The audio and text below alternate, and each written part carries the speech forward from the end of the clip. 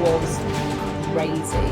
But this is the first time I noticed a swarm. And then I had something really weird happen. And I was speaking to Kate in 2025. So keep in mind, this, and I called it the swarm in 2022, when it first happened with February.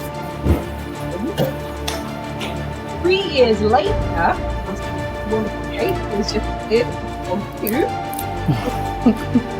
Also talked about this weird thing that she was seeing, energetic black sludge, holes in the aura, and what we then started calling the nano wasp. So welcome, Kate. Hi, everybody. Moment.